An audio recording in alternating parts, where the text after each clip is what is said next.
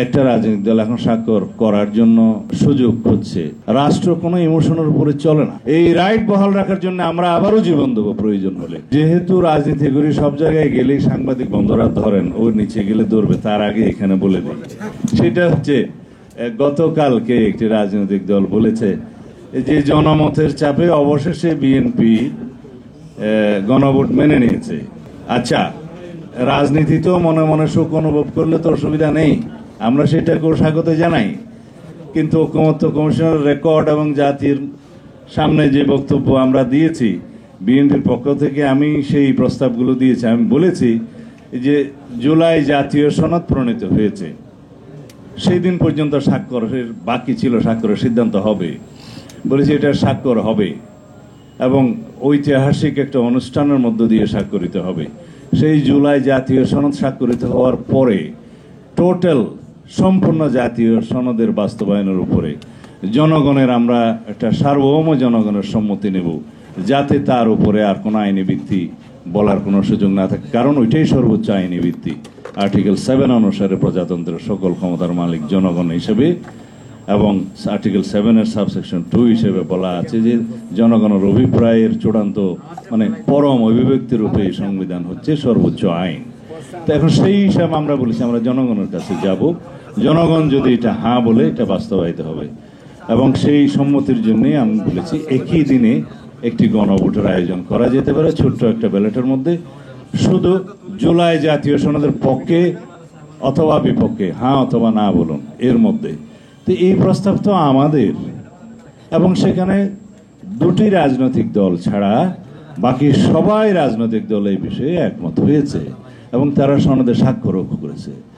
তবে এই দুটি রাজনৈতিক দলের একটি রাজনৈতিক দল স্বাক্ষর অনুষ্ঠানে স্বাক্ষর করতে গিয়েছে, যেই দুটি রাজনৈতিক দলের কথা বলছি আমি নাম নেব না, একটা রাজনৈতিক দল এখন স্বাক্ষর করার জন্য সুযোগ খুঁজছে এবং তাদের কিছু দাবি দেওয়া আছে।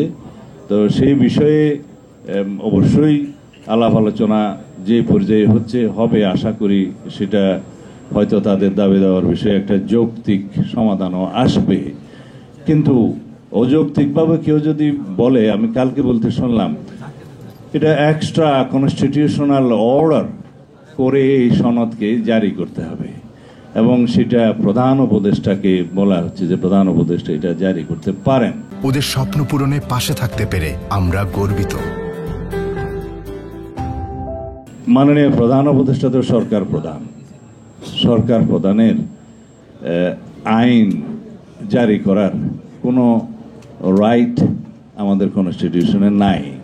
সরকারের পক্ষে, সরকারের অনুমোদনে, ক্যাবিনেটের অনুমোদনে, সেটা in absence of parliament president সেই আইনগুলো পাশ করে থাকেন।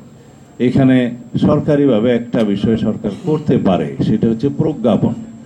প্রজ্ঞাপনের মাধ্যমে, গেজেট নোটিফিকেশনের মাধ্যমে যদি জুলাই সনদকে খুশি হওয়ার জন্য আদেশ বলে থাকেন ঠিক আছে, কিন্তু যদি সত্যিকারভাবে আদেশ করতে হয় সংবিধান অনুসারে আর্টিকেল 152 সংজ্ঞাতে আইন অনুসারে, আইনের সিরিয়াল হচ্ছে প্রথম সংবিধান, তারপরে হচ্ছে জাতীয় সংসদের আইন, তারপরে হচ্ছে ইন অ্যাবসেন্স অফ জাতীয় সংসদ প্রেসিডেন্টের অধ্যাদেশ, তারপরে হচ্ছে আদেশ, এরপরে বিধি বিধান প্রজ্ঞাপন ইত্যাদি। এটা আইনের সিরিয়াল।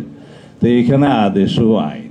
তা এখন আইন জারির ক্ষেত্রে যদি কেউ বলছে যে জুলাই গণ অভ্যুত্থানের জনগণের অভিপ্রায় অনুযায়ী এখন মাননীয় প্রধান উপদেষ্টা সেই আইনটা আদেশটা জারি করতে পারেন, তো সেটা বৈপ্লবিক কথা, ইমোশনাল কথা।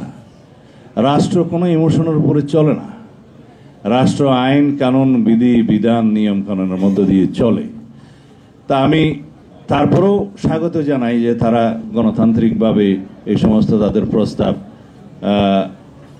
পেশ করছেন, উপযুক্ত স্থানে কথাবার্তা বলছেন। এই ডেমোক্রেটিক চর্চার জন্যই আমরা সংগ্রাম করেছি, রক্ত দিয়েছি। এই রাইট বহাল রাখার জন্য আমরা আবারও জীবন দেবো প্রয়োজন হলে, কিন্তু আলাপ আলোচনার মধ্য দিয়ে